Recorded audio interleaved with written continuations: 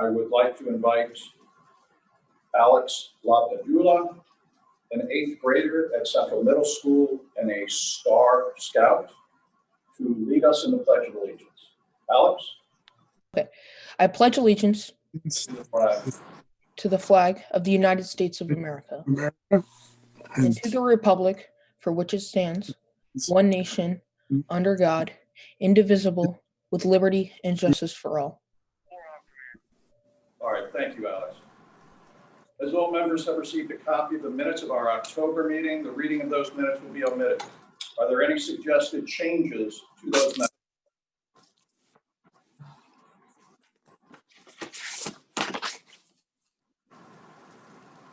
Hearing none and absent objection, those minutes as presented stand adopted upon unanimous consent. All right.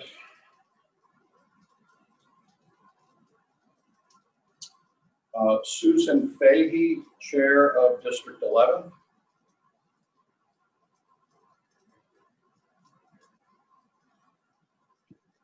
Good evening. Can you hear me? Yes. Good evening, everyone. I would like to offer some words on behalf of our district member, Stuart Ryder. Stuart Everett Ryder was born in June of 1936 and celebrated his 84th birthday this past June. But after a terrible fall, he was hospitalized for several days and passed away on August 25th, 2020, surrounded by friends and family. I was fortunate enough to be able to speak with some of Stuart's family and friends, and I enjoyed every minute of learning about a life well lived. I know they are listening here tonight, so I hope I do Stuart's story some justice. Stuart was born and raised in Yonkers, New York, along with siblings Sylvia and Jerry and parents Lillian and George. He attended the Yonkers Public Grammar and High Schools, and during high school, Stuart was chosen based on his academic success to attend an international program in Basel, Switzerland called The Experiment, which Stuart often said ignited his spirit for wanderlust. After high school, Stuart attended the prestigious Wharton Undergraduate Business School program at Penn, and then studied at the London School of Economics for his MBA. A significant part of his career was serving as an investment banker for Bankers Trusts, with posts in India, London, and Hong Kong. When I asked why Stuart never married, his family shared an endearing story with me. Stuart dated and fell in love with a beautiful lady friend, as he always referred to women he dated. She was from a well-known WASPy family. Before asking for her hand in marriage, Stuart converted from Judaism to the Episcopalian faith. However, her family still did not support the marriage because she would have to resign their membership at the Maidstone Club of East Hampton. This decision broke Stuart's heart and likely reinforced his desire to live overseas and travel the world. And that he did. As I noted above, Stuart lived in London, Hong Kong, and India. Through his work, he met and entertained Russian counts, European dignitaries, and the Japanese elite. Stuart spoke fluent Japanese as well as many other languages. And he was said to have literally hundreds of friends throughout the world. He enjoyed his international friends and travels immensely and collected countless artifacts from his stints in Asia and India. I can personally attest to this, as Stuart visited my home a few times, twice bringing little gifts from his years of living abroad. While everyone said Stuart cherished his friendships, he was equally devoted to his family. He was very close to his sister Sylvia, and when she and his niece found themselves in a bad situation with a boyfriend, Stuart arranged for them to come to London and live with him, even though he was a bachelor. And while they did not share more details, Stuart's niece wanted me to share that this act of kindness and generosity saved her life.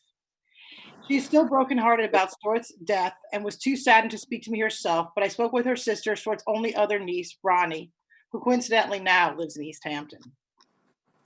His niece is now in their late 60s, lovingly always referred to them as Uncle Tootie.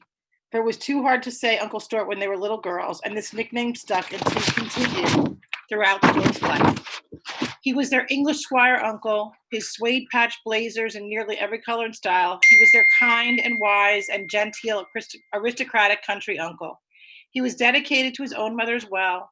I learned that as his mother was diagnosed with Alzheimer's, Stuart visited her each and every day. Stuart loved New York City, the museums, and the arts. His friends also shared what a wonderful cook Stuart was. He was relaxed and a gracious host while always displaying the most impeccable manners. He loved to entertain and cook dishes from India, most often with curry. It was said by many that while dining at Stuart's house, the phone would often ring and it would be a friend or dignitary from some distant corner of our globe just checking in. In addition to entertaining, Stuart loved to go out to eat. His favorite restaurant, you guessed it, it was Indian food. He also enjoyed spending time and entertaining friends at the University Club in New York, where his favorite was their New Year's Day brunch. Stuart had, as you know, an endearing quality about him, which many I spoke to remarked upon and is echoed from all of us in District 11. He was thorough and scholarly and respectful of all viewpoints, truly a gem to work with. He loved his work for the RTM. His 10 years found him working on both finance and appointments committee, and he always shared his RTM stories with his nieces. Everyone has noted that Stuart's family and his legion of friends were the true loves of his life. He was completely unmercenary in all that he did, generous, kind, and cultured to his very core. His friends and family all described Stuart as social, inclusive, smart, soft-spoken, a class act, and a true dignitary himself. These are the extraordinary qualities of Stuart Ryder that we will sorely miss. Rest in peace, dear friend Stuart. Thank you. Thank you very much. Will all the members please join me in a moment of silence in memory of Stuart Ryder.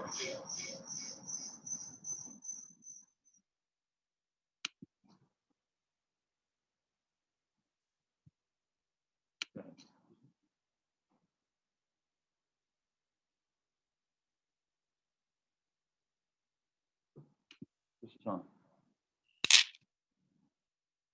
I thought we were turning that off.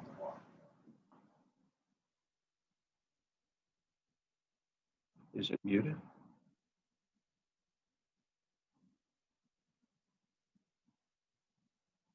Thank you very much.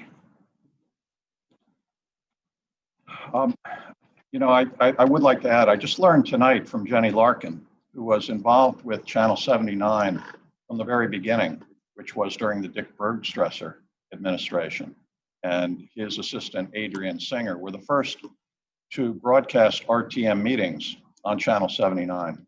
And Jenny reports that Stuart was a member of the Channel 79 board right at the very beginning. He dropped off later, but I was unaware of that, and I think that deserves to be recognized. And of course, we welcome all viewers watching Channel 79 tonight.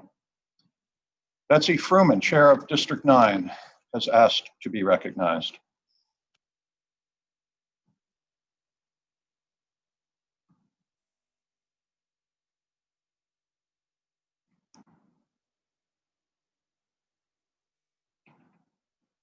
Do we have Betsy?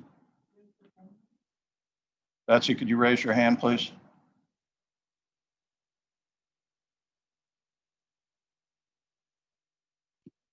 Tom, I'd just like to ask that a copy of the minutes be sent to his family, and I'll share those addresses with Kim Spezzano. Is she Okay, am I unmuted? in attendance? She has to unmute herself. I did. All right. Betsy, go ahead. Okay, I guess you can hear me? Yeah, you can't hear me. Yes, we can hear you. Okay, I good. can't hear anything. Hold on, we just have to change an audio setting. Hold on one second. Okay.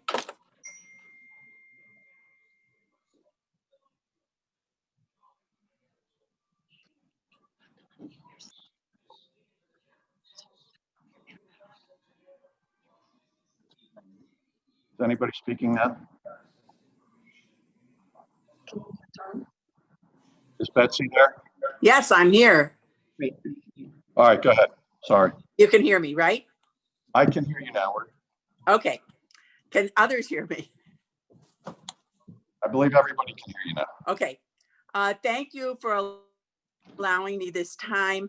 I have been granted the time with the understanding that I would be brief, and I will be brief. This is District 9 has 2 items that we want to share with you tonight. First, the members of District 9 are unanimous in their concern about the handling of the Cardinal Stadium project in its many facets. We, the people of the town of Greenwich, have been well served by the building committee model of handling Board of Education projects. We understand this project does not require a building committee since it involves only town funds. It is, however, a multi-million-dollar project, and it is a project that touches our entire community, not just the GHS community. District 9 will put on the call for the January meeting a sense of the meeting resolution asking the selectmen to form a building committee for the full scope of the Cardinal Stadium project. Secondly, District 9 will be putting together a group to brainstorm about the beautification of the Glenville area. Debbie Krausheim, one of our members, will be spearheading this for us. Please contact us if you have any thoughts on the matter. Was that brief enough? Thank you very much. All right, at this point in the meeting, that brings us to the call. I alerted our district and committee chairs that I will recommend the following organization of the items on our agenda. I will recommend that items 6 through 10, 12, 16, 17, 19, and 21 through 23 be placed on the consent calendar. I will recommend that we suspend the rules to combine items 2, 3, 5, 11, 13, 14, 15, and 18 for voting purposes, and that we then consider separately items 1, 4, 20, and 24. Getting feedback. Just bear with me. Getting feedback here. Could we go back to that as the speaker? All right. All right, so at this time, I will now, pursuant to our rules, designate the following items for our consent calendar. And our moderator pro tem, Alexis Vulgaris, will join me in placing these on the consent calendar. If there is no objection and those remain on the consent calendar, the only thing you will hear tonight about these items is what we are about to say. We do not take committee reports or have discussion on consent calendar items. All right, next slide. So I will designate item 6, which is a resolution appointing C. Jefferson Parker Jr. to be a regular member of the Harbor Management Commission with a term expiring March 31, 2021. Item 7 is a resolution appointing James Anderson to be an alternate member of the Harbor Management Commission for a term expiring March 31, 2022. Item 8 is a resolution appointing Catherine Katie Brown to be appointed a regular member of the Historic District Commission for a term expiring October 31st, 2025. Item 9 is a resolution appointing Jenny Larkin to be appointed a regular member of the Historic District Commission for a term expiring October 31st, 2024.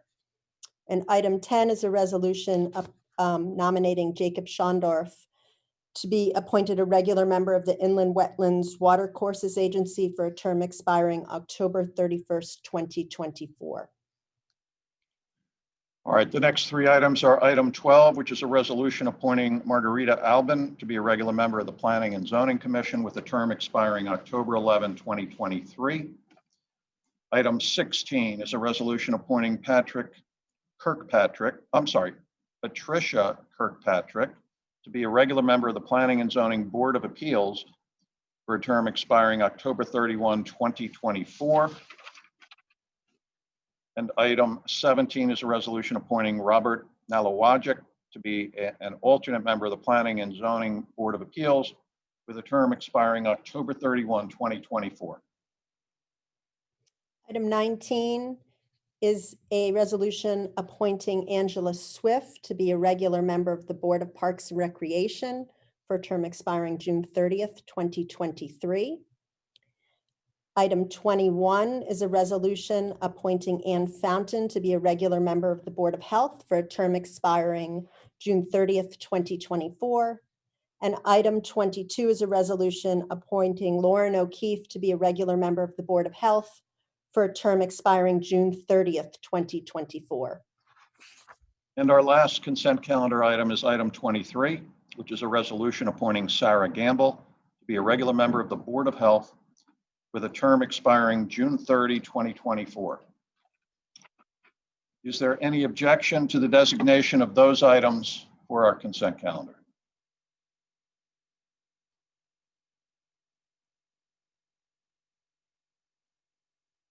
Hearing no objection, will our district tabulators please mark your voting cards. Consent calendar items 6 through 10, 12, 16, 17, 19, and 21 through 23, and proceed to poll your delegation.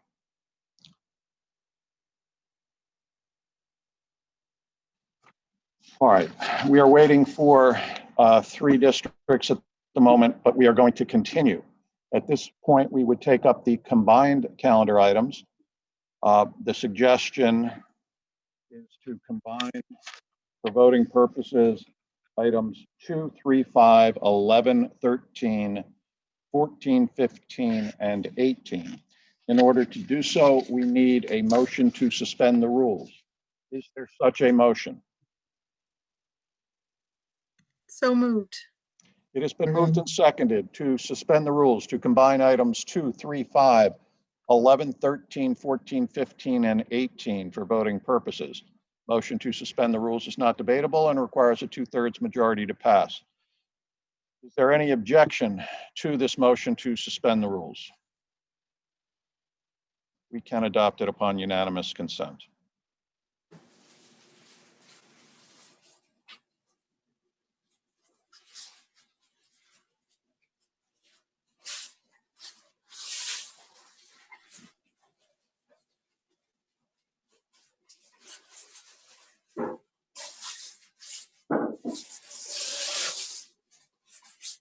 I'm not even touching it.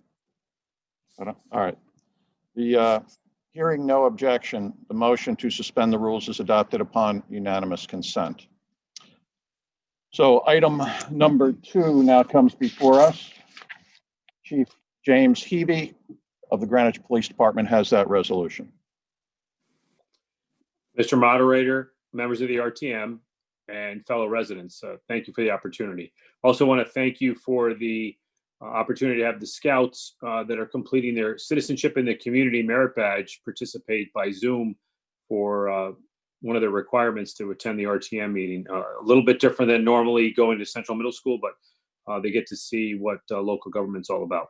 Well, they honor us by their presence. Thank you. I have a substitute resolution for item number 2. No. You're reading the regular resolution. You must not have gotten the email. Okay. Can we go back to that slide and I'll read the original one then. Slide is up.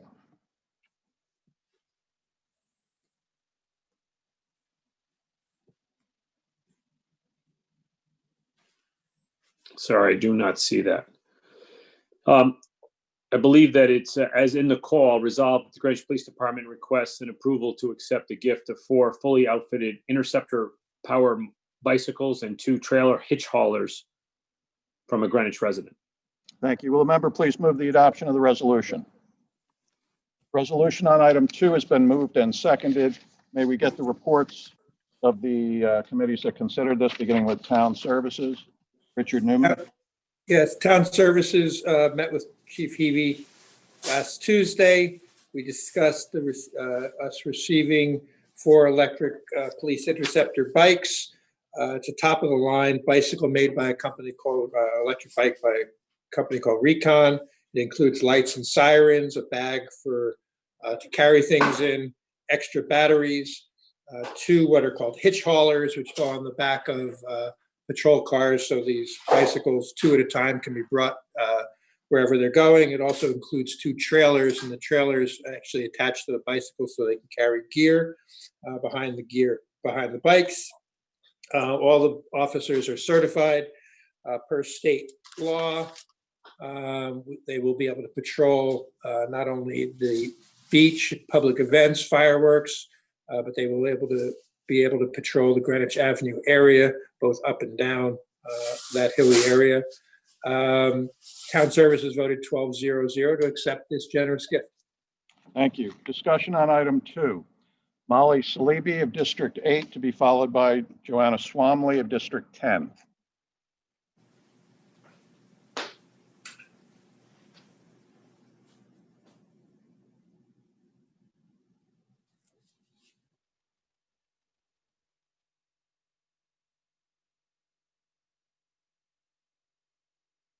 Do we have Molly Salibi? Molly, can you unmute yourself, please? What? Yes. Molly Salibi, you have to unmute yourself.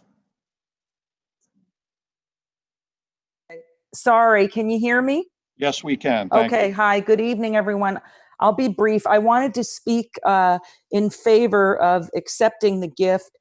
We had a fairly robust discussion in our committee meeting about anonymous gifts, and I believe it came up in other places. I did a little bit of research, and it seems the RTM has not come across anonymous gifts fairly often. So perhaps moving forward, as the BET has requested that perhaps the first selectman and the BOE superintendent put together a formal public-private partnership policy, we as an RTM may want to consider that as far as gift giving goes. But in any event, I feel very comfortable about this. I'm actually excited for the police to get this. The donor just wishes to remain anonymous to maintain a low profile and not perhaps be asked for additional contributions or to not want the attention.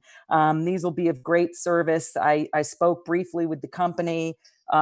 These bikes are sold 70% to law enforcement across 35 states, including the Secret Service and the FBI. And each bike battery will last about 50,000 miles. So that ought to be several years, and maintenance costs are fairly low. So I hope everyone will vote in favor. Thanks. Before I call on our next speaker, I just want to say my understanding is the donor simply requested anonymity so that the donor might not be facing solicitations from other sources, and that Chief Hebe spoke to the donor, who was willing to have himself identified, and in fact, Chief Hebe did identify the donor to those who asked. So, I know the first selectman is concerned about the gift giving process and how we want to encourage gifts. And so I think what happened here was just trying to accommodate a donor to the extent that we could, understanding that if people insist on knowing who it is, then that will happen. So there's no attempt to cover anything up. It's just let's try and encourage gift giving in the inclusive way that we can. Joanna Swamley, District 10.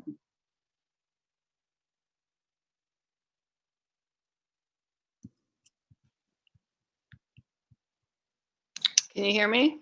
Yes, we can. Thank you. Thank you. I wanted to highlight an issue and actually propose something slightly different moving forward. Just as a brief reminder, in order for the town and its department to accept gifts, this body has to approve them. The reason that approval is so important is that gifts to public officials, towns, and their departments are riddled with potential pitfalls, and we have to make sure that we're protecting the town from unforeseen issues. As we all know, gifts can come with strings, implicit or explicit, be the subject of ulterior motives or conflicts of interest, or result in favoritism, even unintentionally, to the donee. Thus, it's incumbent on this body to ensure that every transaction is above reproach. Item 2 on the call seeks approval for a town department to accept a gift from a donor who is to remain anonymous to the residents of the town. If the gift were truly anonymous, I personally would not be rising to speak tonight. The problem for me comes because the donor is not anonymous to the donee. And because of that, it's particularly important that the gift be scrutinized by this body. I do not know what level of scrutiny was applied. The town services meeting minutes provide none. Our district report was not able to put any flesh or any meat on that. So I don't know whether any of this was scrutinized, whether anybody looked at anything relating to this gift. And so going forward, I was going to ask that the town consider setting up a way that anonymous gifts be made so as to ensure complete anonymity, so that the town, the departments, individuals, et cetera, don't know who the donor is. I think that it does help that the chief was willing to identify the donor, that the donor was willing to be identified. I thank you for that.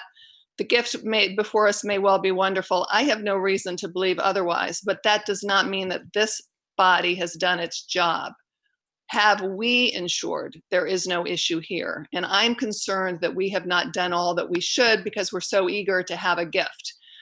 So I think it's a problem that we need to make sure that we are actually kicking the tires and making sure that there are no issues for our town going forward. And again, on the anonymity point, we ought to look into a way that we can do this, because I think it's really problematic. All right, well, when you kick those tires, try not to bend the spokes, please. Further discussion on item 2. Mary Flynn from District 12 would like to be recognized. All right. Can you hear me? Yes, we can. I'll be very brief, but I think it's a wonderful gift, and I think it's a wonderful thing for the police department to have it, but I am completely against anonymous donors. And I think that you need transparency in government, and there's just too much room for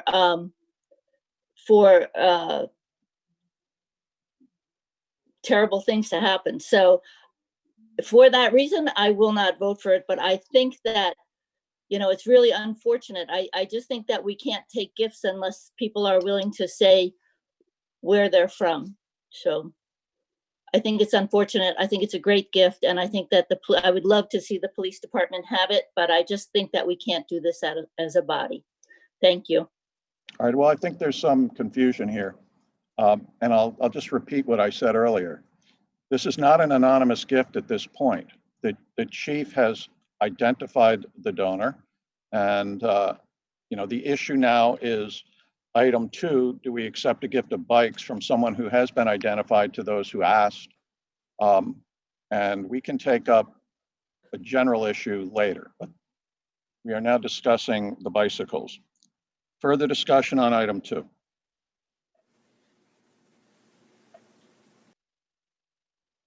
Chief, did you care to say anything? No, like I said, I made the identity of the donor aware to anybody who asked. And again, this person has no pending criminal case or civil case. There's never a criminal record. I know somebody was concerned about that. And I've always been trying to be transparent and clear that this is something that, a positive thing where a fellow resident wanted to donate something to enhance our operation, and they're not going to receive any special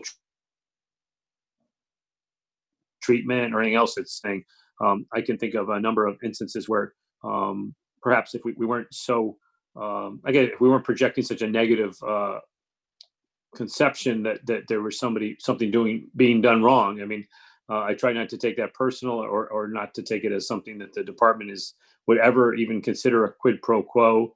But we try to be fair and neutral when we deal with the public. So again, I'd hope that the RTM would consider that. And again, if there was any concern about the individual, we could transmit that information to any member of the body who needs to know.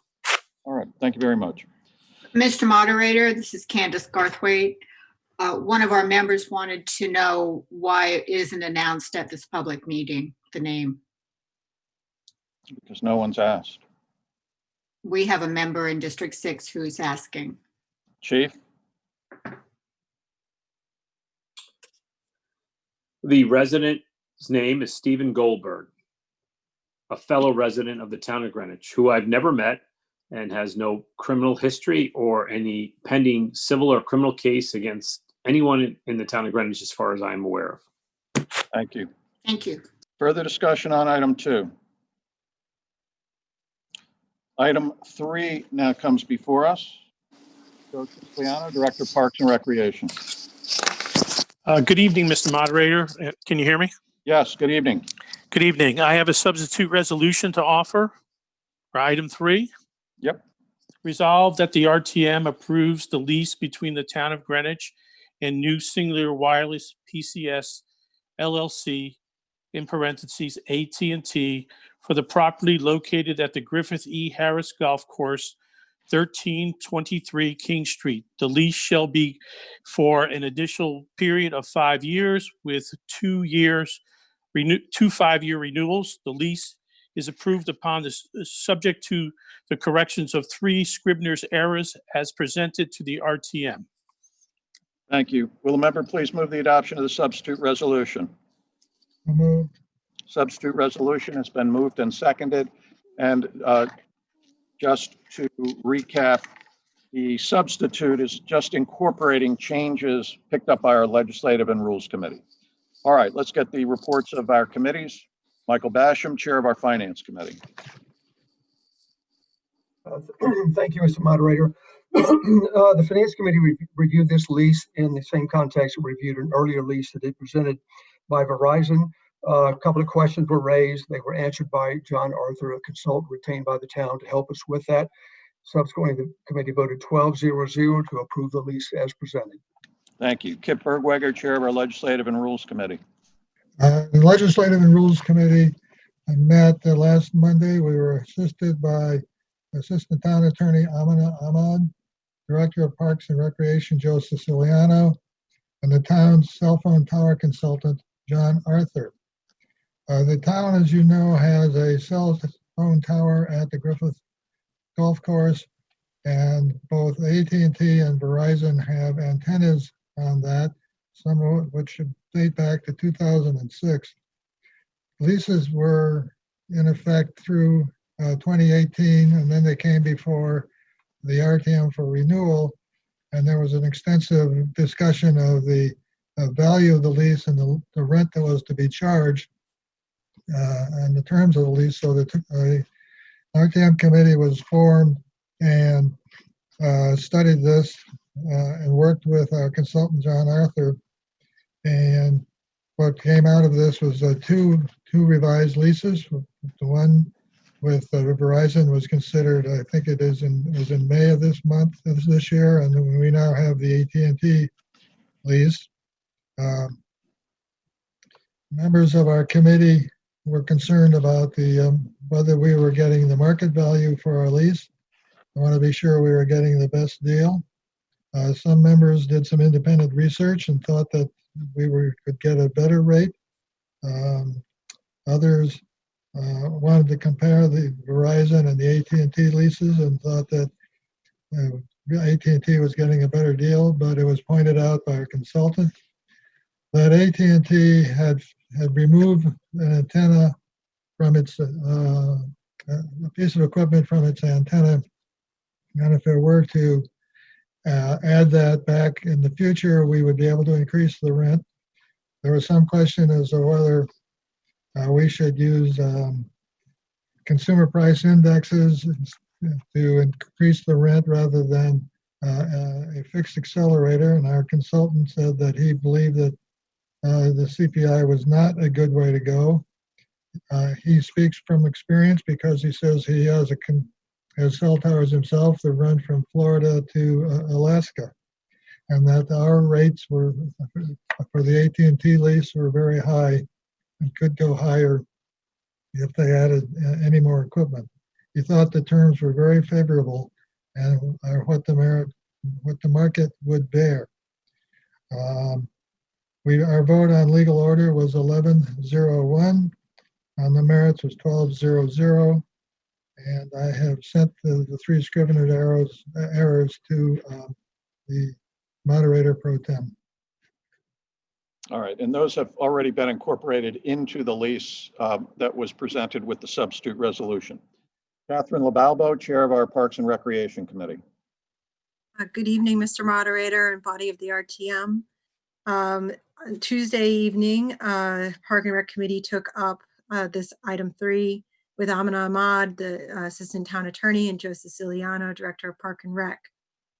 We discussed that the town's primary and number 1 position is held by the first responder services in Greenwich, the 911 service, and that there's a second and third positions and a possibility for even a 4th location as thoughtfully they'd done an evaluation on the tower to see what its capacity could possibly even hold one more. We discussed if there was competitive towers in the area. It was determined that this was actually a bit of a unique location due to proximity of Westchester Airport. We found no objections to this lease and appreciated the involvement, as was with the Verizon Tower of the RTM in the process. Our vote was 12-0-0. Thank you. Thank you. Discussion on item 3. All right, before calling for item 5, I do have the result of the vote on the consent calendar items. Those in favor, 220, opposed 0, abstaining 1. The consent calendar items have carried. Karen Fasliotis, Vice Chair of the BET, with item 5. Thank you, Mr. Moderator. Tonight, the BET is asking that you consider and act upon the following resolutions as approved by the Board of Estimate and Taxation at their November 16th, 2020 meeting of the BET, and the resolutions are as they appear in the call. Thank you. Will member please move the adoption of the resolution? Resolution on item 5 has been moved and seconded. Michael Basham, Chair of our Finance Committee. Mr. Moderator, we voted 12-0-0 to approve the item as presented on the call. Kimberly Blank, Chair of our Education Committee. The Education Committee also voted 12-0-0 in favor of this item. Thank you. Alexis Vulgaris with the Health and Human Services report. Health and Human Services also voted 12-0-0 to support this resolution. Kip Bergweger with the Legislative and Rules Committee report. Legal order. The committee voted 10-0-0 on legal order and 10-0-0 on the merits. Districts 2 and 12 were absent for the vote. Thank you. Richard Newman with the Town Services report.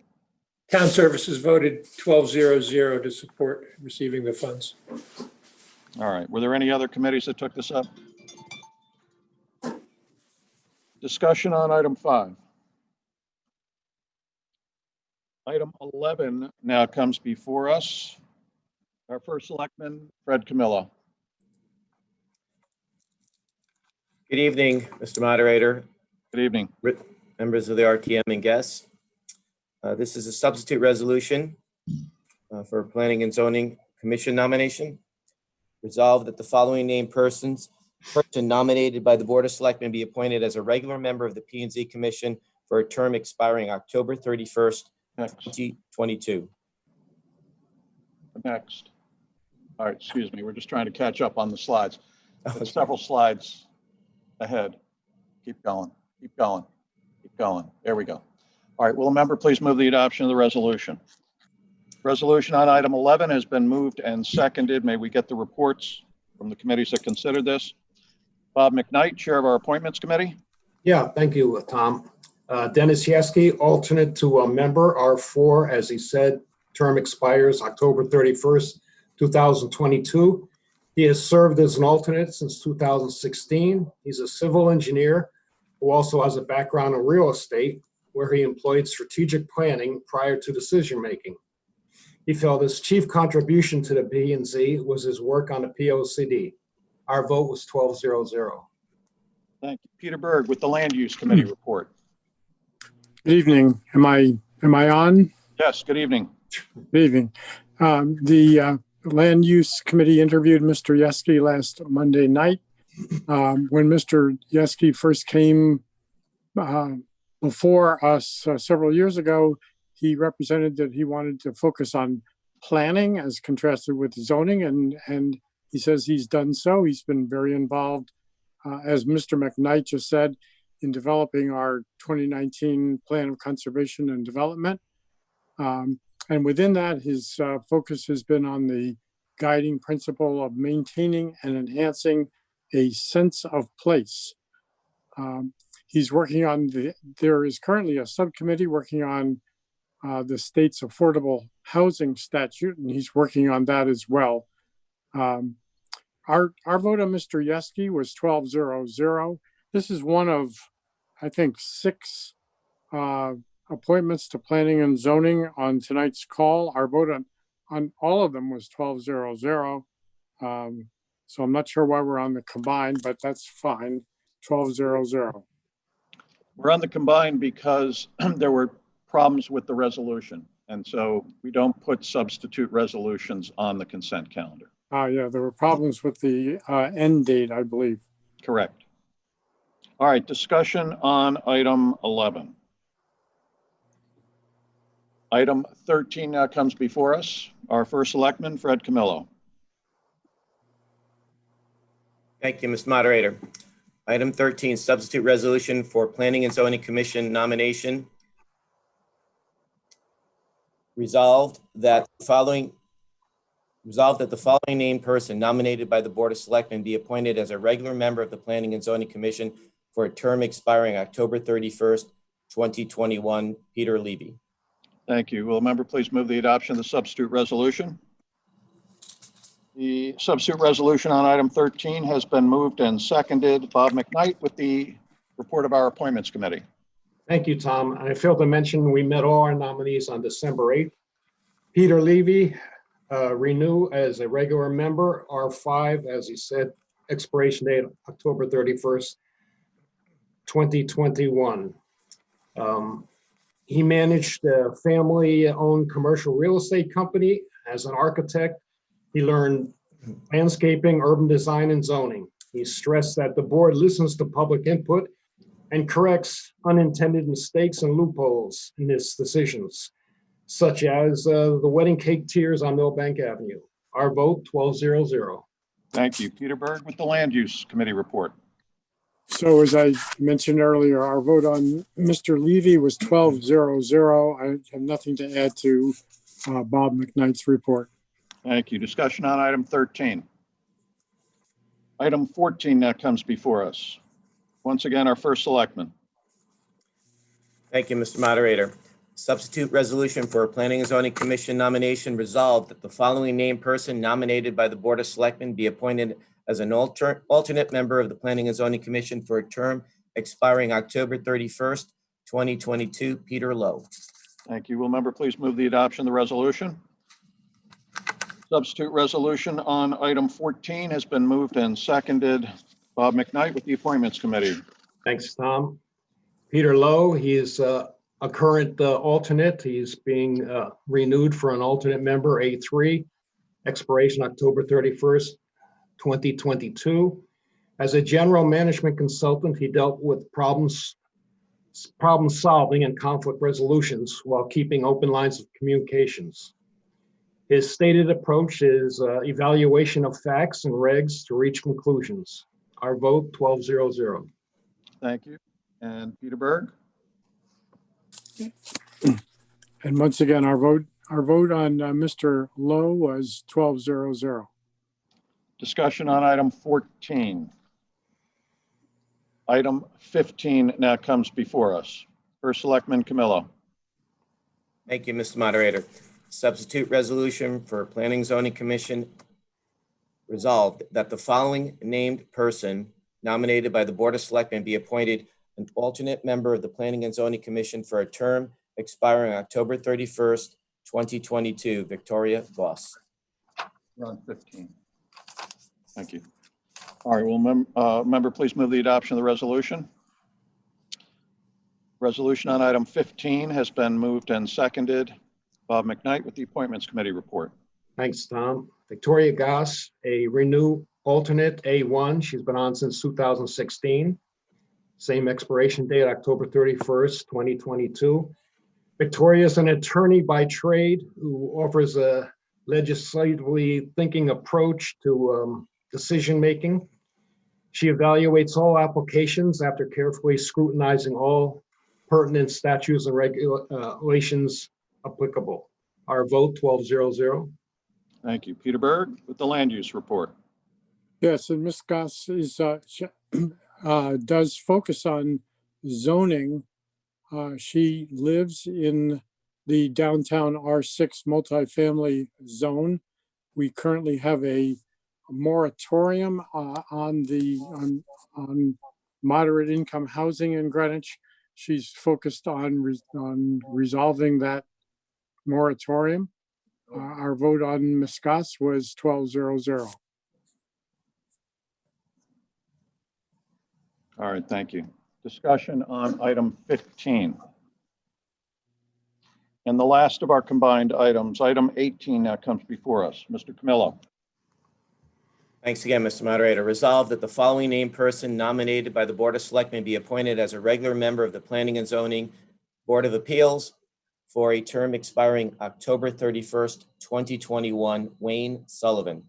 Thank you. Will a member please move the adoption of that resolution? Item 18 has been moved and seconded. Mr. McKnight with the Appointments Committee. Tom, Wayne Sullivan, renew as a regular member. He's been on since 2013. R5, expiration date October 31st, 2021. He has experience in financial products as a commodities broker. And over the years, he's become very familiar with the board's process, having rehabbed and flipped 4 houses in our town. Our vote 12-0-0.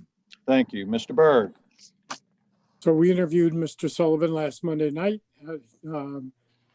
As Mr. McKnight just said, he's re-upping onto the Planning and Zoning Board of Appeals. We discussed that board's process, particularly in the Zoom environment, which he said has actually increased participation by neighbors, which is good. That the board is influenced when neighbors attend and express themselves.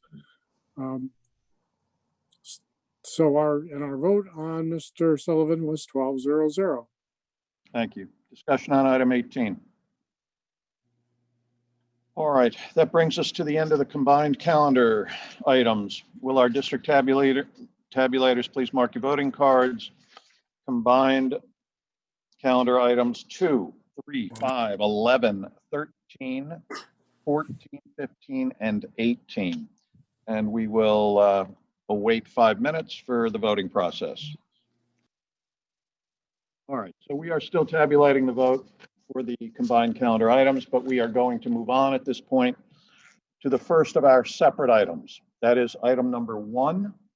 That is a proposed change to the RTM rules regarding second reading of petition items. So that was placed on the December call as a second read. So that is currently before us. May we have the reports of the committees that considered this? This came from Legislative and Rules. Mr. Bergweger, would you like to speak on it first? Yes, happy to do so. By the way, the item is as it appears in the call. When we presented this item at our last meeting, there were a number of issues raised by the different committees that reported on it, as well as by the members of the Legislative and Rules Committee. And many of those concerns were or supports were repeated. For example, second readings are useful because you don't always know, not everybody always knows exactly what they're voting on, and when there are a series of amendments, there will be some difficulty following that. I'm sorry, I'm hearing something in my ear here. Yes. Some people, Could everybody else mute their microphones, please? Mr. Bergweger has the floor. Everyone else should be muted. Yes. We did recognize that there has been resistance to this proposal. Some of the opinion that a second reading rule is not at all necessary because the RTM has the tools necessary to manage an item through postponement or referring to a committee. We don't want to have rules that tie the RTM's hands. But on the other hand, we're taking up something that affects the community for a long time. We should take it to care. And even though this change would only delete items that don't have binding effect, so that it would not, the second reading rule would not apply to, for example, Somers. Some felt that Somers still expressed a position of the RTM and therefore should be examined with some care. Others were concerned that second reading rule interferes with a quick assessment and handling of the matter. So our first time we voted on this, the vote was, let's see, 10-1-0. But at our meeting last Monday, we went through the same arguments, the same concerns, and our vote then was on legal order 12-0-0, but on the merits 5-4-3, with districts 5, 6, 8, and 11 voting no, and districts 1, 2, and 7 abstaining. All right, thank you. Before calling on for the next report, we do have the result of the vote on the combined calendar items. Those in favor, 218, opposed 2, abstaining 1. The combined calendar items have carried. All right, I understand appointments did not take up item number 1. So unless objection to going in alphabetical order, that is what I intend to do. So Budget Overview Committee, Lucia Jansen, its chair. Yes, hi, good evening. Good evening. The BOC had discussed this item at the October meeting. And to recap some of the highlights of our October meeting, which remained the same for the December meeting, was we first and foremost highlighted the RTM had discussed, analyzed, and enacted the new RTM rule and had overwhelming support for it, with 165 for, 16 opposed. Also, the BOC itself voted 11-0-0 in favor of the second read. At minimum, many felt the RTM should give it more time before changing the rule. The BOC discussion included the governance committee's rationale, which mentioned that while petitions are well-intentioned, they often are flawed and need considerable work, which take time and can be a disorganized process on the floor of the RTM. Members observed that there is a short amount of time between RTM members receiving the call to the RTM vote. It was mentioned that a 2/3 majority to suspend the rules was appropriate for a SOMAR, which after all is intended to be a strong expression of a view by the RTM. The BOC vote was 1 in favor, 10 opposed, 0 abstentions. The item failed. District 4 was absent and District 10 voted yes, as he felt the SOMAR had no force of law and felt that no second reading should be in the default in the rule. Thank you. Thank you. Kimberly Blank, Chair of our Education Committee. Thank you. Good evening. This was our second time considering this item. We took a vote at both our October and December meetings, and it failed both times, although the votes were slightly different as some delegates changed their views between the two meetings. At the December meeting, our vote was 5-7-0, with districts 1, 5, 6, 7, and 10 voting in favor of the change, and districts 2, 3, 4, 8, 9, 11, and 12 voting against this change. At our October meeting, our vote was 4-6-2. The discussion at both meetings was similar. Those in favor felt there was no real difference between items that are brought by petition versus items that make it onto the call through other means. If an item brought by petition is so complicated that it requires additional consideration, then we always have the ability to postpone it or refer it to another committee before taking action.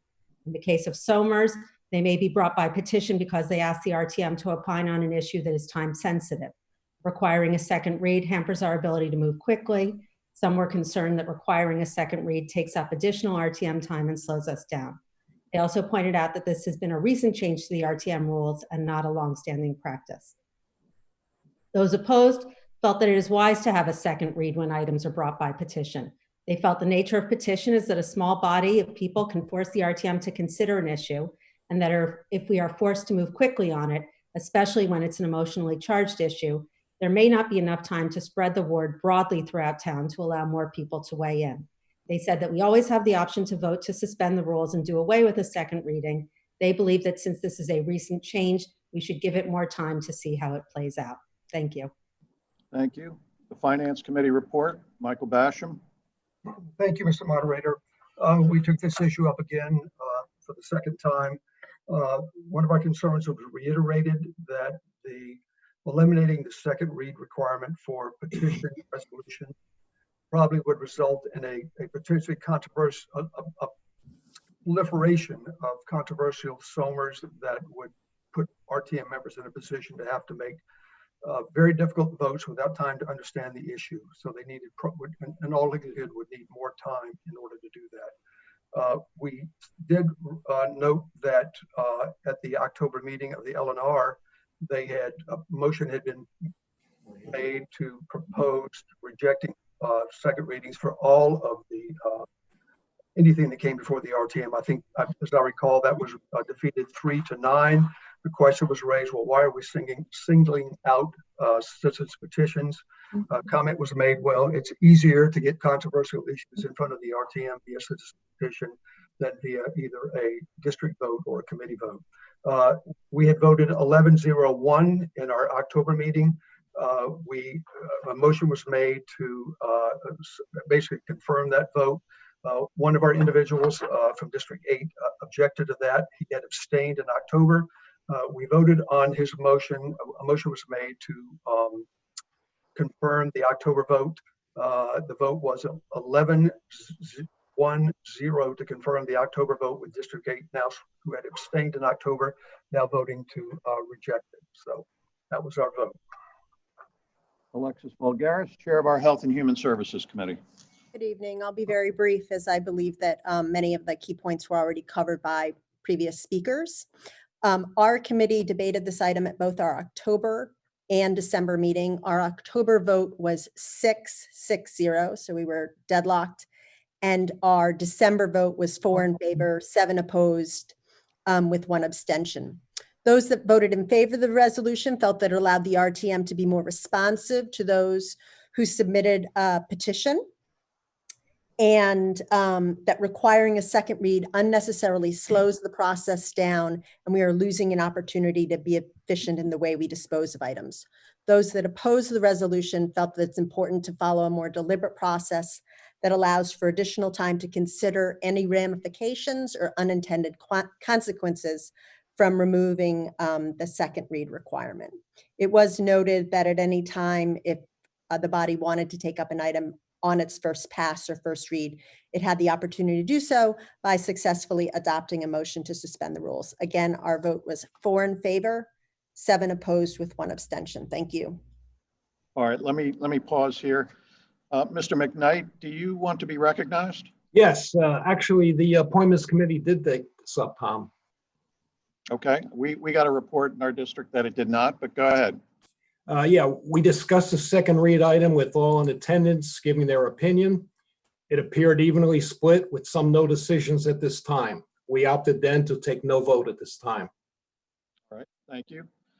Mr. Ozesmir, did the Labor Contracts Committee take this up? The Labor Contracts Committee did take it up in October. We did not have anything else on the call, so we did not meet for the December RTM, but the Labor Contracts Committee did reject the item. I believe the vote was 1-6, and for all the reasons that others have mentioned. Thank you. All right. Peter Berg, Land Use Report. So Land Use did take this up, and we had the same discussion that the other committees had we came out in favor of this item, 10 in favor, 2 opposed.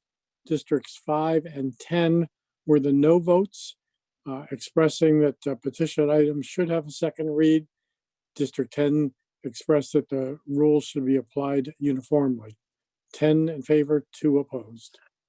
Thank you. Let me pause again. Mr. Basham, did you want to be recognized? Yes, Mr. Moderator. I just wanted to make sure that everyone understood that in October, the committee voted 11-0 with an abstention on the issue as presented on this month's call. We voted 11 in favor and 1 opposed to confirming our vote in October. So we confirmed our vote in October. The abstention vote in October was changed to a negative vote on the vote we took this past meeting. Catherine LaBalbo, Chair of our Parks and Recreation Committee. Thank you, Mr. Moderator. Park and Rec took this up as we did in October.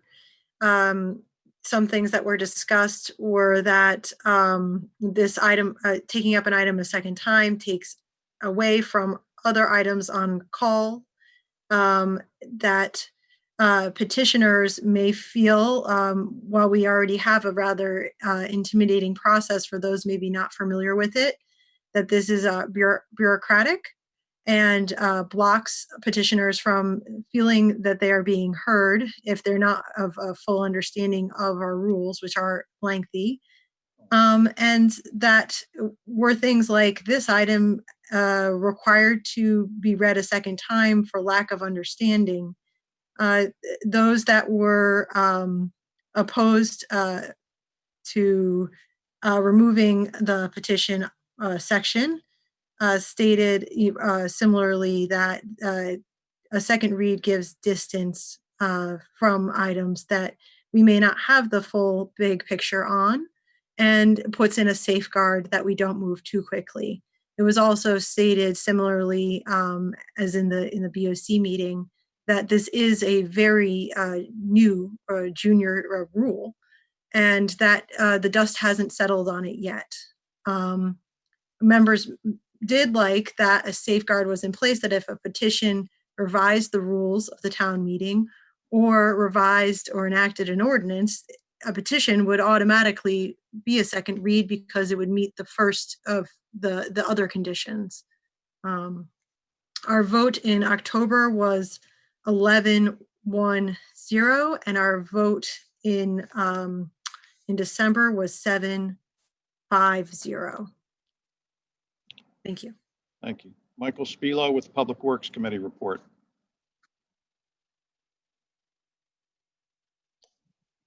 Thank you, Mr. Moderator.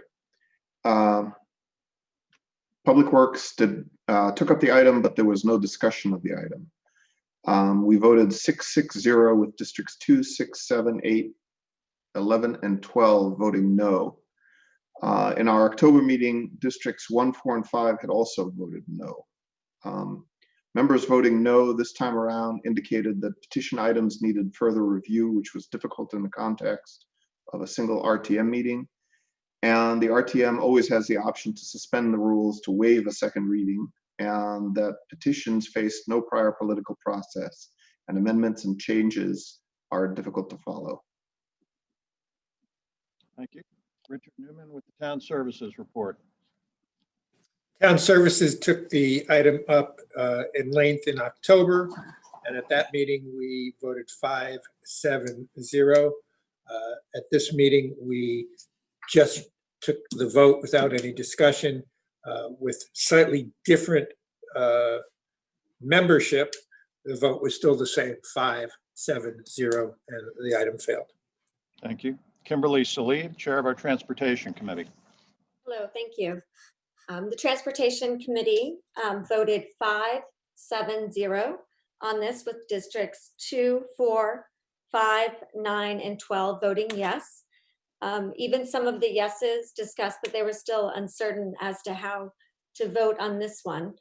And we had Katie Hines from L&R come and discuss this item with us.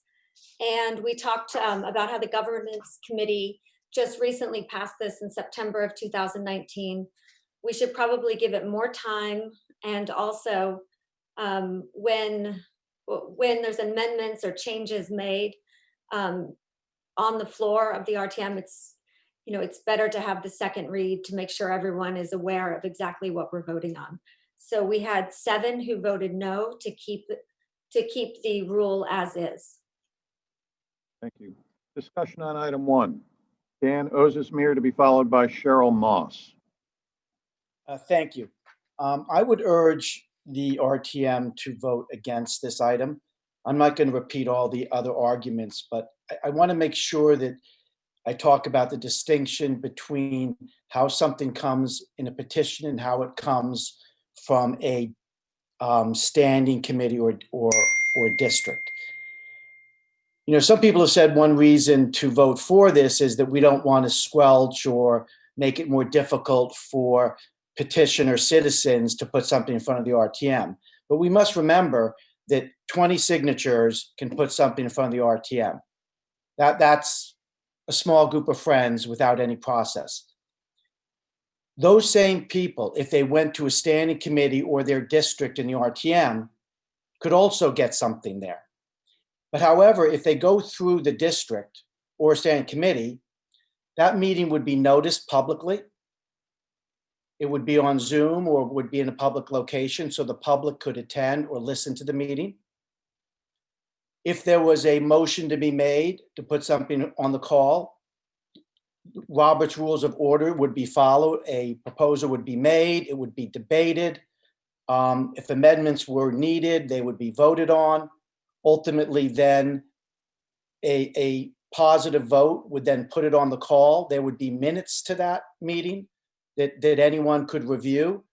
So I think the point is there's a really good reason why there's a difference between a petition, which would have none of that process at all, versus something that came from an RTM committee where there would be a clear process, transparency to both the citizenry and to the RTM about how something got on the call and the process behind this. So I think there's a really good reason that we should support the current rules, and I would urge you to vote no. Thank you. Cheryl Moss to be followed by Michael Spilo.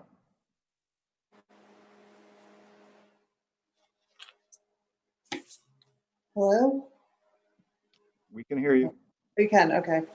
I would like to speak in favor of this item. We must remember that we already have a mechanism in place to postpone an item and to refer to a committee for any needed changes. This mechanism requires only a simple majority, unlike the requirement for a very difficult 2/3 majority to override the second read rule. This current proposal doesn't change the fact that we will still need a second read for anything as important as an ordinance change. Thank you. Michael Spilo to be followed by Allison Walsh. Thank you, Mr. Moderator. I think the issue that this would discourage petitions is exactly the point. And petitions should be well considered before they're brought to us. And if there isn't a second read, there isn't an opportunity for an adversarial process where someone on a committee or a district has the opportunity to speak against and is not necessarily a friend or automatically in favor of the item that's being brought by petition. This is similar to what happens at the selectmen. There is more than one selectman and there is a discussion going on. And this happens before it ever comes to the RTM. So the time to review the item has already undergone a certain review before it gets to us, unlike the petitions. And the time at the RTM should be sufficient to organize research and look into the merits of the petition. I don't see any urgency in these citizen petitions that makes it vital for us to take them up on the first read. And in the event there is such an urgency, then we can always vote to do so. Thank you. I would urge no on this. Allison Walsh, to be followed by Catherine Whitaker. Can you hear me? Yes. Hi. So I am on the Legislative and Rules Committee. This amendment was proposed by the Legislative and Rules Committee, and we discussed at a special meeting in August this part of the second read rule. Somebody pointed out that the fourth bullet appears on the call by way of a petition was unlike the other three bullets, and addressed the means by which something comes to us, not the substance of what it and the impact of something that comes to us. We were told in passing this that that the point of the second read rule was that we wanted to carefully consider things of impact that revise the charter, enact an ordinance, or revises the rules of the RTM. And so it was there was a consensus that it didn't make sense to us that this fourth bullet appeared there. Because it addressed not the substance and import of something, but rather the means by which it came to us. So one of these things just didn't belong. If a bill comes before us by petition, obviously under the second read rule, it will get a second read. However, if something like a SOMR comes to us by petition, we may be inclined as a group to dispatch it in one meeting, because we can't come to it. It has no impact other than making a statement, and we're forced to waste time under this second read rule without the excision by reading it a second time. And I think we all agree that we waste a little bit of time in the RTM. Sometimes everybody feels a little bit frustrated by how we spend time. And so if there might be consensus on something like as insignificant as a SOMR, we could always, and we hadn't achieved it in the first read, you could always move to delay it till the next meeting. But if we wanted to if we had broad consensus on something and we wanted to dispatch it quickly, either in favor or against it in the first meeting, we ought to be able to do that, because it's just a statement and nothing, and it has no impact in terms of changing rules. And we should be able to do that without wasting time making a motion to get a 2/3 majority to waive the second read rule. It's just, A, this was about consistency, and B, it's just about efficiency. And so that's why I think that we ought to adopt this amendment to the second read rule. Thank you. Catherine Whitaker. Hi, I'm speaking against the amendment for two main reasons. One, although a SOMR is not binding, like a change to the charter or an ordinance, I think since it stands for what a majority of the RTM thinks, I think it is very, very important. So I think, like any big decision, before we announce it to the town committees, and just to our neighbors and friends, I think that we need to have time to think about it, get people talking about it, make sure everybody understands all the issues. So I am definitely in favor of the second read. The second reason is that although this was proposed by Legislative and Rules, it was only 5 out of the 12 members were in favor of it. It passed by a 5-4-3 vote. So that was hardly overwhelming, and I think hardly negates the fact that this was just voted for by the full RTM and overwhelmingly approved just last year. So for those reasons, I think that I'm planning to vote against the amendment, keep the second read rule for as it's written, and urge everyone else to do the same thing. All right, I feel compelled to speak about sense of the meeting resolutions in general. I am not advocating for or against item 1, but we have heard sense of the meeting resolutions referred to as being insignificant, they're non-binding, and we're concerned about a proliferation of sense of the meeting resolutions. I have always advocated that we should only take up sense of the meeting resolutions sparingly, so that those who the resolution is directed to understand that we do this rarely and that we are extremely serious about it. And if we want to prevent the proliferation of sense of the meeting resolutions on every possible topic, I think we all should understand that we should not treat them as insignificant, And the fact that they're legally binding, go ahead and vote for it because it doesn't mean anything. So, you know, I just felt it appropriate to share my philosophy, which I've done with others privately. But we really need to look at sense of the meeting resolutions as a firm expression of our opinion, and we want those who it is directed to take it seriously. And we diminish that possibility by taking these up over and over. That's all I would like to say. Further discussion on item 1.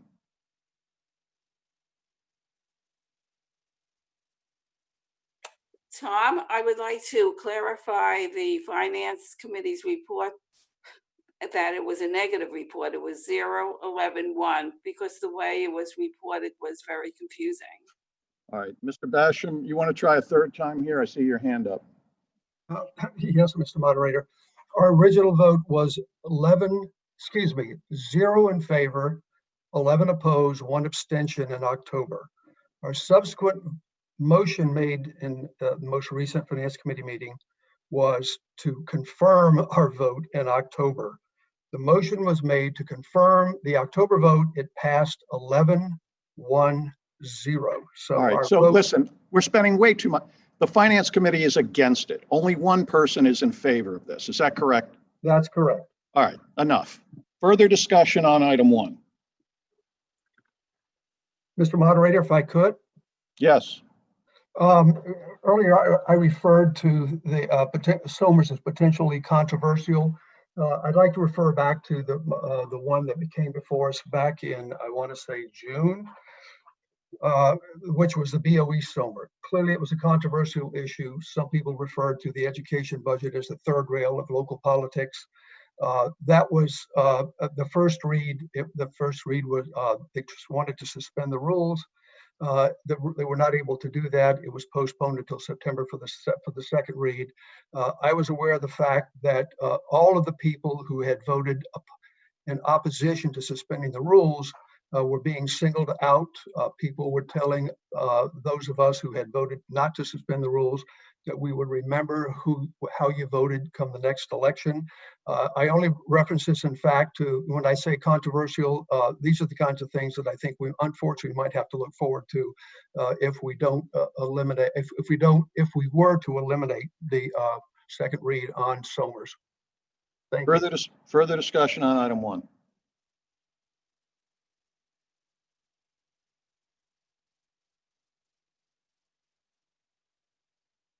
Will the district tabulators please mark your voting cards, item number 1, and proceed to poll your delegation.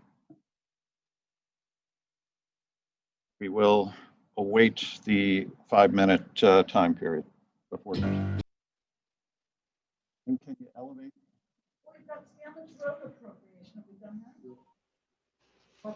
All right. We are back. At this point, Josh Brown, of District 1, who was appointed as an RTM liaison to a downtown Greenwich initiative, would like to address the RTM. Mr. Brown? Mr. Moderator, can you hear me okay? Yes, we can. Thank you. Thank you, sir. Mr. Moderator, fellow members and guests, love the light show behind you there, Tom. You figured that out. Well, I figured that was a nice segue for you. Oh, thank you. I just wanted to call out an amazing job that the committee's done and a team therein to bring lights to Greenwich Avenue. It's one of many things that a committee called Reimagining Greenwich, organized by the First Selectman, chaired by Lauren Rabin, with town employees. We have representatives from landlords, some marketing professionals, elected officials from the BET, P&Z, have a lot of ideas of things that can be done to support our local businesses and make our town more special and enjoyable.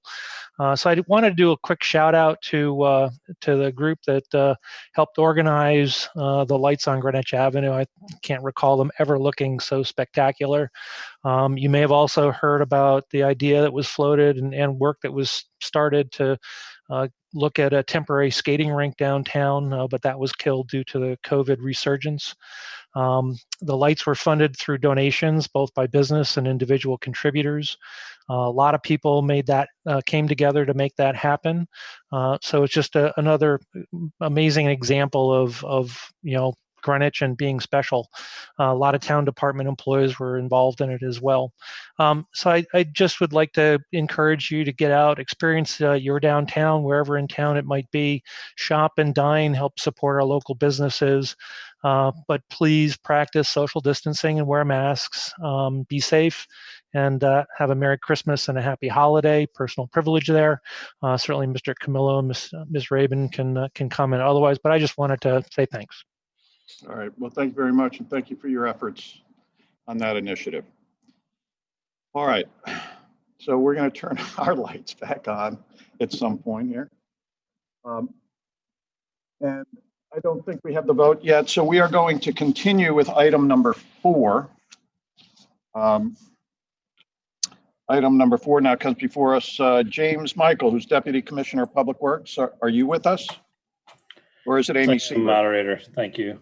All right, thank you.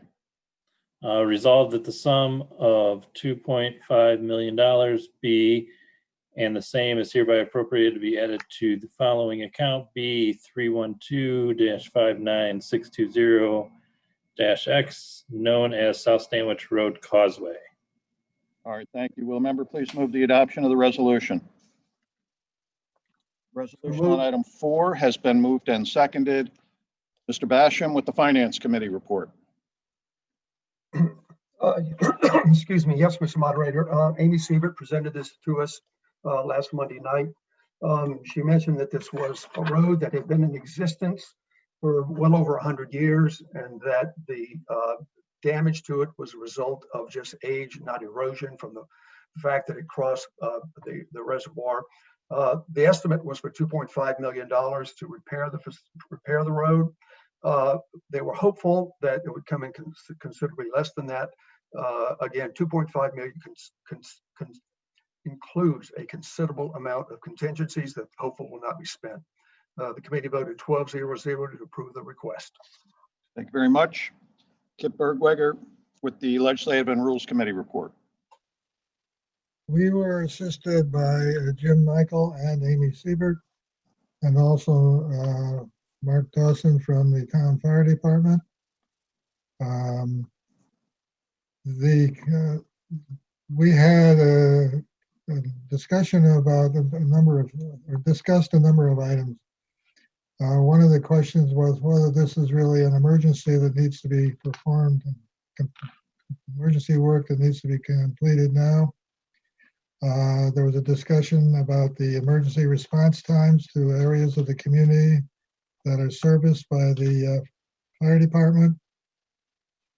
There was some question as to whether which standards were being used. This route, some members of the committee had looked at maps and calculated the distance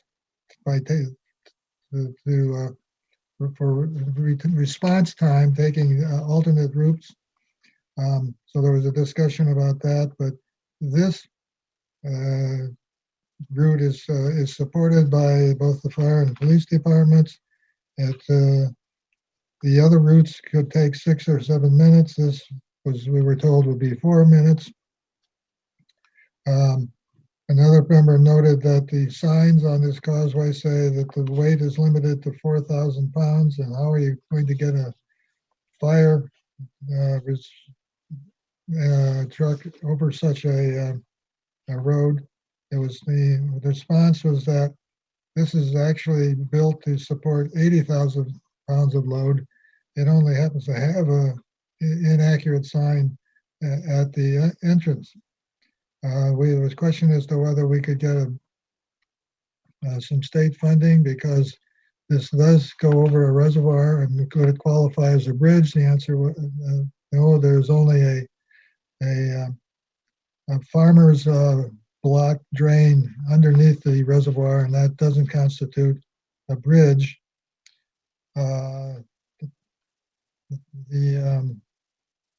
We just didn't think that this was an emergency, or at least some members didn't think it was an emergency, and it ought to be just put out to a request for proposal and go through the normal bidding process The vote on legal order was 12-0-0. The vote on the merits was 9-3-0. Districts 1, 2, and 5 voting no because they felt this was not urgent and should have been put out to bid. Thank you. Michael Spilo with the Public Works Committee report. Thank you, Mr. Moderator.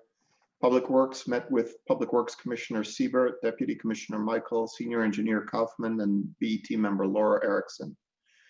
We were told that a section of the Stanwich Road Causeway collapsed recently and needs repair before reopening. The causeway connects North Street and Taconic Road north of the Merritt and bisects Rockwood Lake Reservoir. This roadway was constructed over 100 years ago and no detailed records exist of its construction. The causeway is not considered a bridge and has not been part of our regular structural inspection process, but we were told this would be remedied in the future. The roadway itself is porous with water seeping through it and has a 2-foot wide culvert at its base to allow water flow from the north part of the reservoir to the south.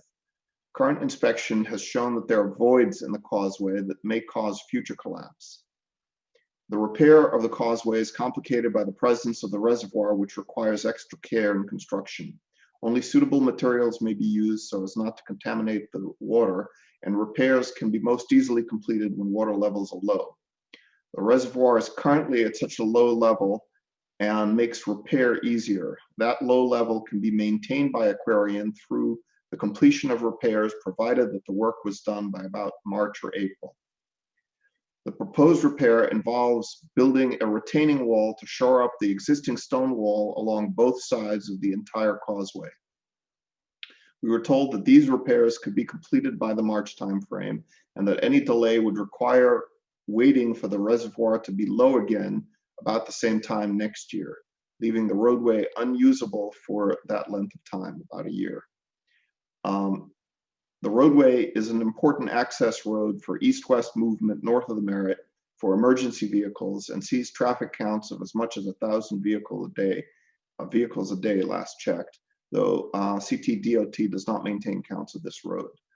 We explored the cost of this item and were told the cost included a 40% contingency fee, and thus the expected costs are lower than the $2.5 million requested. We were also told that there is insufficient time to put the item out to bid through the normal bidding process and still complete the work by April. But the cost would be kept relatively low through the use of a contractor already in the area working for Aquarian, expanding the reservoir. This contractor could reuse the rock excavated as part of the expansion to shore up the roadway. We were informed this project is not eligible for state funding because the size of the culvert is too small to qualify as a bridge. We also discussed the bonding and were assured that we would only bond for expenses incurred that were, so that here too, the 2.5 million was an upper bound. Public Works voted on this item 4 as well as 24, 12-0-0. Thank you. Kimberly Salid, Chair of our Transportation Committee. Hi, just to keep this report short, I think Michael covered the same information we covered. We had Jim Michael at our meeting discussing this bridge, and we voted on item 4 and item 24 together as well, and we voted 12-0-0. Thank you. Discussion Mr. on, Moderator, yes? this is Kip Bergwegger. I just wanted to mention that we took up item 24 at the same time. So Leslie Tarkenton of the BET helped us on 4 as well as 24. I just neglected to mention her name for 4. Thank you. All right, discussion on item 4. Joanna Swamley, District 10.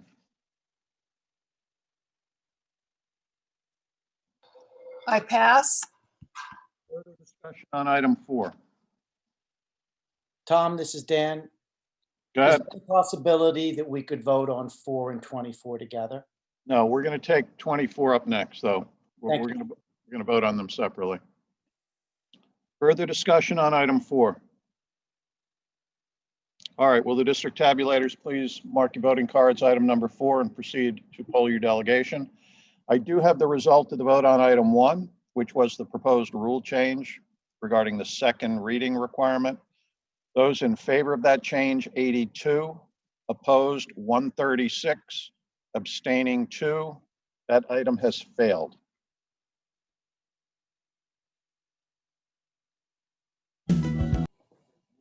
Votes are still coming in, but we will continue with the next item. Now we're going to take item 24 because it is related to this. And our last item then would be to postpone item 20. So item 24, we have Roland Geiger, Director of Finance. Roland's not here? All right. Well, item 24 is the bonding resolution for that South Sandwich Road Rosebud project. So I will present that. Will a member please move the resolution? So moved. Resolution on item 24 has been moved and seconded. Mr. Basham with the Finance Committee report. Mr. Moderator, the Finance Committee voted 12-0-0 to approve the item as presented on the call. Thank you. Kip Bergweger with the Legislative and Rules Committee report. Mr. Moderator, some of the concerns that I expressed earlier it came to play in this one. Some felt that some members of our committee believe that we should do this in the regular budget cycle rather than bonding. Let me back up, I'm sorry. We were helped by Leslie Tarkington of the BET, and she explained how this would work. We were then concerned about borrowing. Some thought that this should be financed using the town's pay-as-you-go policy. Didn't think that others felt we should take advantage of low interest rates and do the bonding. In short, and anyway, the merits, the legal order was 12-0-0. The merits were 8-4-0. Thank you. Michael Spilo with the Public Works Committee report. Mr. Moderator, as I indicated, we voted 12-0-0 on the bonding resolution. My understanding was that the bonding resolution is part of the standard pay-as-you-go process for capital projects. All right. Kimberly Salib with the Transportation Committee report. Thank you. Leslie Tarkington attended our meeting and discussed the funding and the details behind item 24 for us. And as I previously mentioned, we voted 12-0-0 in favor of item 24. Thank you. Thank you. Discussion on item 24. Brian Rainey, District 9. Thank you, Mr. Moderator. I'm opposed to this resolution. We have approaching $10 million in capital non-recurring fund. This seems like the absolute sweet spot to be using that funding in terms of projects, in terms of size. There is no reason to pay any interest on this, given that we have the cash available. Thank you, Mr. Moderator. Thank you. Further discussion on item 24.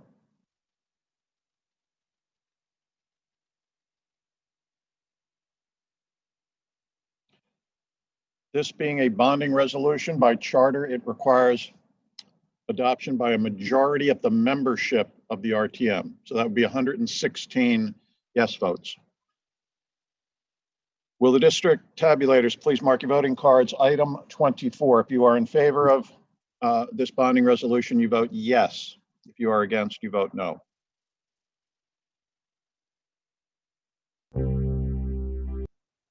All right. We now have the vote totals for item 4 and 24.